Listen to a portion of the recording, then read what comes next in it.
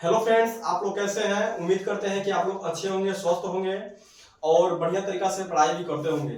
दोस्तों, आज के इस वीडियो में हम लोग क्लास 10th का हिंदी के 2025 का मॉडल पेपर के बारे में बात करने वाले हैं।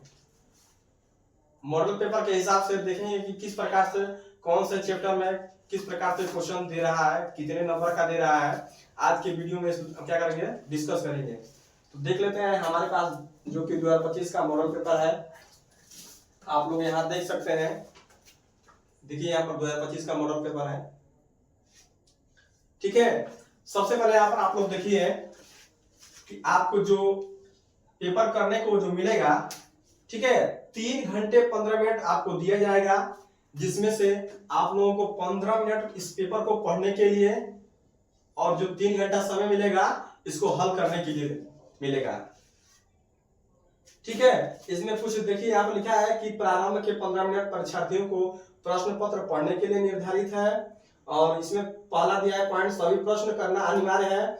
अगर आपको सभी प्रश्न आ रहा है तो आप लोग सभी प्रश्न करना इसमें अनिवार्य कहा है। ठीक है, आप लोग करना भी चाहिए। फिर दूसरा दिया है कि यह प्रश्न 2 खंडों, खंड अ तथा खंड ब में विभक्त है। फिर ऐसे करके यहाँ पर कम से कम आपको कह रहा है कि 20 को बहुविकल्पी प्रश्न ऑब्जेक्टिव क्वेश्चन आएगा। ठीक है, आपको 20 ऑब्जेक्टिव क्वेश्चन आएगा, जिसमें से आप लोग को मतलब टोटल 70 नंबर का इसमें पेपर होगा, जिसमें 20 बहुविकल्पी और जो 50 नंबर का होगा उसमें से आपको प्रश्न उत्तर दिया जाएगा। ठीक, यहाँ पर देखिए और आगे, जिसमें से 50 अंक आपको मतलब क्वेश्चन देगा और 20 अंक ऑब्जेक्टिव क्वेश्चन। ठीक, देखिए यहाँ पर कैसे कैसे प्रश्न आता है। तो सबसे पहले यहाँ पर देखिए, यहाँ पर 20 ऑब्जेक्टिव क्वेश्चन आप लोग यहाँ पर ध्यान से देखिए कहां से क्वेश्चन पूछा है। ठीक, ऐसे करके फिर यहाँ पर देता है वर्णात्मक प्रश्न, यानी कि गद्यांश और पदांश 2 होते हैं। एक गद्यांश देगा और एक पदांश देगा, वो भी कितने नंबर का, तो 3 गुना का तो 6 नंबर का ये देगा और 6 नंबर का ये देगा, यानी कि गद्यांश 6 नंबर का और पदांश 6 नंबर का, कितना हो जाएगा, टोटल 12 नंबर का हो जाएगा। यहाँ पर देखिए, यहाँ पर दिया है कि हम लोग कच्ची मिट्टी की मूर्ति के समान रहते हैं, जिसे जो रूप चाहे उस रूप का करे, चाहे राक्षस बनावे चाहे देवता। ये कौन सा प्रश्न मतलब किस टॉपिक, किस कहानी से दिया गया है, आप लोग यह देख सकते हैं। फिर यहाँ पर दिया है, अगर आपको ये नहीं आ रहा है, अथवा करके दिया, अगर आपको ये नहीं आ रहा है तो ये कर सकते हैं। अभी चंद्रमा के लिए अनेक उड़ानें होंगी, दूसरे ग्रहों के लिए मानव रहित यान छोड़े जा रहे हैं। अगर वो नहीं आ रहा है आप लोगों को तो अथवा में करके ये भी दिया है, आप लोग ये कर सकते हैं।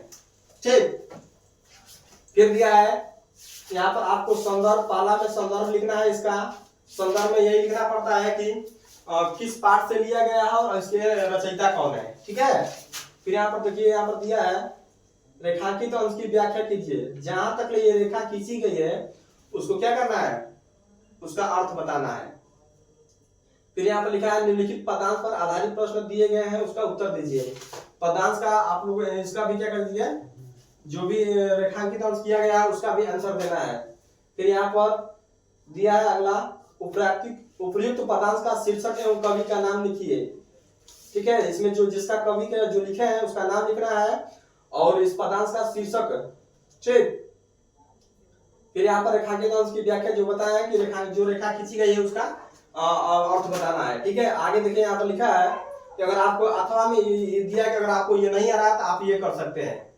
ठीक है, आगे देखिए लिखा है 3 नंबर में कि निम्नलिखित संस्कृत गद्यांशों में से किसी एक का संदर्भ सहित हिंदी में अनुवाद कीजिए। आपको संस्कृत में भी गद्यांश देंगे, जो कि आपको हिंदी में क्या करना पड़ता है, अनुवाद करना पड़ता है। इसमें संदर्भ और अनुवाद करोगे तो आपको 5 नंबर मिलेगा। अगर आपको ये नहीं आता है तो अथवा में करके एक और दिया है, जो कि इसको भी क्या करना है, हिंदी में अनुवाद करना है। फिर आगे देखो, आगे दिया है 4 नंबर में कि निम्नलिखित संस्कृत श्लोकों में से किसी एक संदर्भ सहित हिंदी में अनुवाद कीजिए। देखिए यहाँ पर एक श्लोक दिया है जिसको हिंदी में क्या करना है, अनुवाद करना है और इसका संदर्भ लिखना है। ये आपको 5 नंबर मिलेगा अगर आप ऐसा करते हैं तो। फिर अगर आपको ये नहीं आता है अथवा में करके एक और दिया है, क्या बोलते हैं, श्लोक एक और दिया है अगर वो नहीं आ रहा तो आप ये कर सकते हैं। फिर 5 नंबर में आपको अपने पठित खंड काव्य के आधार पर दिए गए प्रश्नों में से किसी एक प्रश्न का उत्तर दीजिए। यह आता है मुक्ति दूत, आपके जो सिलेबस में है आप उनका लिखिएगा, ठीक है। जैसे आपने गांधी जी का चरित्र चित्रण लिखा है, दिया है तो आप चरित्र चित्रण ही लिखेंगे। फिर आगे यहाँ पर देखिए दिया है 6 नंबर में कि निम्नलिखित लेखकों में से किसी एक लेखक का जीवन परिचय देते हुए उनकी एक प्रमुख रचना का उल्लेख कीजिए। ये 2025 का है। देखिए कौन कौन से लेखक पूछे गए हैं। रामधारी सिंह दिनकर, डॉक्टर राजेंद्र प्रसाद, पदुमलाल पूनालाल बख्शी, ये पूछे गए हैं 2025 में। आप अनुमान लगा सकते हैं कि 2026 में कौन कौन पूछे जा सकते हैं। तो यहाँ पे देखिए निम्नलिखित कवियों में से किसी एक कवि का जीवन परिचय देते हुए उनकी एक प्रमुख रचना का उल्लेख कीजिए। इसमें लेखक का, इसमें कवि का। तो कवि में क्या पूछा गया है, सूरदास जी का, महादेवी वर्मा जी का और मैथिली शरण गुप्त जी का। फिर 7 नंबर बोला है कि अपनी पाठ्य पुस्तक में से कंठस्थ कोई एक श्लोक लिखिए जो इस प्रश्न पत्र में न आया हो। एक ऐसा कविता लिखिए जो कि इस पेपर में न दिया हो। अगर इस पेपर में दिया है तो उसका नंबर आप लोगों को नहीं मिलेगा, ठीक है। अब आगे देखो कि वाद विवाद प्रतियोगिता में प्रथम स्थान प्राप्त करने पर अपने चचेरे भाई को बधाई देते हुए पत्र लिखिए। आपको पत्र लिखोगे तो 4 नंबर मिलेगा, अगर आप श्लोक लिखते हैं तो 2 नंबर मिलता है। आपको पत्र लिखना पड़ेगा, ठीक है।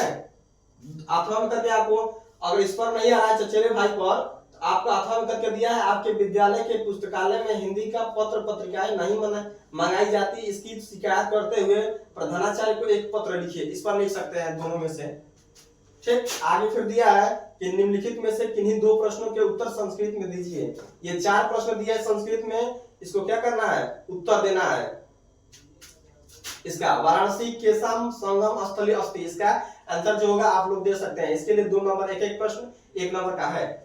फिर आगे दिया है 10 नंबर में कि निम्नलिखित में से किसी एक विषय पर निबंध लिखिए जो कि 7 नंबर का निबंध है। आप लोग देख लीजिए 7 नंबर का है। और कौन कौन पूछा है, स्वच्छ भारत अभियान, प्रदूषण की समस्या और समाधान, कोरोना एक वैश्विक महामारी, सड़क सुरक्षा जीवन रक्षा, मोबाइल वरदान या अभिशाप, ये आप लोग देख सकते हैं। तो यही 2025 में पूछा गया है।